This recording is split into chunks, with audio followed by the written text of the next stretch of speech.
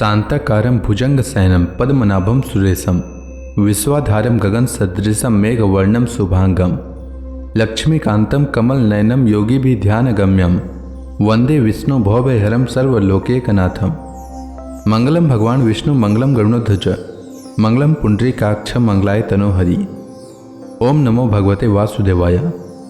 आज का दिन आप सभी के लिए मंगलमय हो। आइए सुनते हैं फागुन मास कथा का 16वां अध्याय। श्री मैत्रेय जी कहते हैं, विदुर जी, इस समय महाराज पृथ्वी के होठ क्रोध से कांप रहे थे। उनकी इस प्रकार स्तुति कर पृथ्वी ने अपने हृदय को विचारपूर्वक समाहित किया और डरते डरते उनसे कहा, प्रभु, आप अपना क्रोध शांत कीजिए और मैं जो प्रार्थना करती हूँ उसे ध्यान देकर सुनिए। बुद्धिमान पुरुष भ्रमर के समान सभी जगह से सार ग्रहण कर लेते हैं। तत्वदर्शी मुनियों ने इस लोक और परलोक में मनुष्यों का कल्याण करने के लिए कृषि, अग्निहोत्र आदि बहुत से उपाय निकाले और काम में लिए हैं। उन प्राचीन ऋषियों के बताए हुए उपायों का इस समय भी जो पुरुष श्रद्धापूर्वक भली भांति आचरण करता है वह सुगमता से अभीष्ट फल प्राप्त कर लेता है, परंतु जो अज्ञानी पुरुष उनका अनादर करके अपने मन कल्पित उपायों का आश्रय लेता है उसके सभी उपाय और प्रयत्न बार बार निसफल होते रहते हैं। राजन, पूर्व काल में ब्रह्मा जी ने जिन धान्य आदि को उत्पन्न किया था, मैंने देखा कि यम नियमादि व्रतों का पालन न करने वाले दुराचारी लोग ही उन्हें खाए जा रहे हैं। लोक रक्षक, आप राजा लोगों ने मेरा पालन और आदर करना छोड़ दिया, इसलिए सब लोग चोरों के समान हो गए हैं। इसी से यज्ञ के लिए औषधियों को मैंने अपने में छिपा लिया। अब अधिक समय हो जाने से अवश्य ही वे धान्य मेरे उदर में जीर्ण हो गए हैं। आप उन्हें पूर्वाचार्यों के बतलाए हुए उपाय से निकाल लीजिए। लोकपालक वीर, यदि आपको समस्त प्राणियों के अभिष्ट एवं बल की वृद्धि करने वाले अन्न की आवश्यकता है तो आप मेरे योग्य बछड़ा, दोहन पात्र और दोहने वाली व्यवस्था कीजिए। मैं उस बछड़े के स्नेह से पिन्हाकर दूध के रूप में आपको सभी अभिष्ट वस्तुएं दे दूंगी। राजन, एक बात और है, आपको मुझे समतल करना होगा जिससे कि वर्षा ऋतु बीत जाने पर भी मेरे ऊपर इंद्र का बरसाया हुआ जल सर्वत्र बना रहे, मेरे भीतर की आर्द्रता सूखने न पावे। यह आपके लिए बहुत मंगलकारक होगा।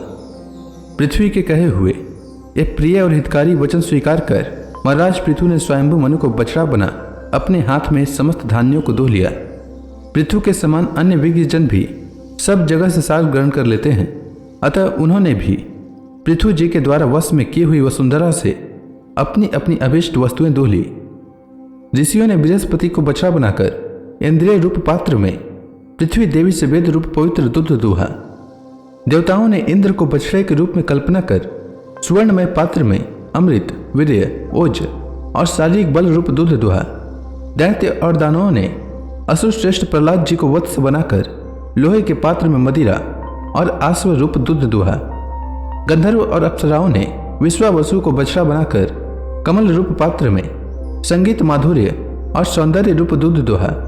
श्रद्धा के अधिष्ठाता महाभाग पितृगण ने अयरमा नाम के पितृस्वर को वत्स बनाया तथा मिट्टी के कच्चे पात्र में श्रद्धापूर्वक कव्य रूप दूध दुहा। फिर कपिल देव जी को बछड़ा बनाकर आकाश रूप पात्र में सिद्धों ने अणिमादि अष्ट सिद्धि तथा विद्याधरों ने आकाश गमन आदि विद्याओं को दुहा।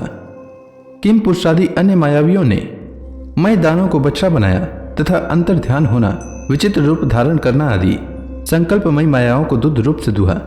इसी प्रकार यक्ष, राक्षस तथा भूत पिशाच आदि मांसाहारियों ने भूतनाथ रुद्र को बछड़ा बनाकर कपाल रूप पात्र में रुधिरा स्वरूप दूध दुहा।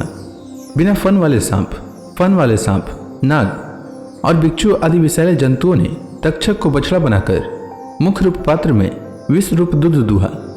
पशुओं ने भगवान रुद्र के वाहन बैल को वत्स बनाकर वन रूप पात्र में तृण रूप दूध दुहा। बड़ी बड़ी दाढ़ों वाले मांस भक्षी जीवों ने सिंह रूप बछड़े के द्वारा अपने शरीर रूप पात्र में कच्चा मांस रूप दूध दुहा तथा गरुड़ जी को वत्स बनाकर पक्षियों ने कीट पतंग आदि चर और फलादि अचर पदार्थों को दूध रूप से दुहा। वृक्षों ने वट को वत्स बनाकर अनेक प्रकार का रस रूप दूध दुहा और पर्वतों ने हिमालय रूप बछड़े के द्वारा अपने शिखर रूप पात्रों में अनेक प्रकार की धातुओं को दुहा। पृथ्वी तो सभी अभिष्ट वस्तुओं को देने वाली है और इस समय वह पृथु जी के अधीन थी, अतः उससे सभी ने अपनी अपनी जाति के मुखिया को बछड़ा बनाकर अलग अलग पात्रों में भिन्न भिन्न प्रकार के पदार्थों को दूध के रूप में दो लिया। कुरुश्रेष्ठ विदुर जी, इस प्रकार पृथु आदि सभी अन्य भोजियों ने भिन्न भिन्न दोहन पात्र और वत्सों के द्वारा अपने अपने विभिन्न अन्य रूप दूध पृथ्वी से दुहे। इससे महाराज पृथु ऐसे प्रसन्न हुए कि सर्व काम दुहा पृथ्वी के प्रति उनका पुत्री के समान स्नेह हो गया और उसे उन्होंने अपनी कन्या के रूप में स्वीकार कर लिया। फिर राजाधिराज पृथु ने अपने धनुष की नोक से पर्वतों को फोड़कर इस सारे भूमंडल को प्रायः समतल कर दिया। वे पिता के समान अपने प्रजा के पालन पोषण की व्यवस्था में लगे हुए थे। उन्होंने इस समतल भूमि में प्रजा वर्ग के लिए जहां तहां यथा योग्य निवास स्थानों का विभाग किया। अनेकों गांव, कस्बे, नगर, दुर्ग, अहिरों की बस्ती, पशुओं के रहने के स्थान, छावनियां, खाने, किसानों के गांव और पहाड़ों की तलहटी के गांव बसाए। महाराज पृथु से पहले इस पृथ्वी तल पर पूर्व ग्राम आदि का विभाग नहीं था। सब लोग अपने अपने सुविधे के अनुसार बिखट के जहां तहां बस जाते थे। तो इसी के साथ यह अध्याय समाप्त हुआ। इसके आगे की कथा में महाराज पृथु के 100 अश्वमेध यज्ञ के बारे में वर्णन किया जाएगा। तब तक के लिए भगवान हरि का नाम लेते रहें। तो प्रेम से बोलिए भगवान विष्णु की जय, श्री कृष्ण भगवान की जय, समस्त देवी देवताओं की जय।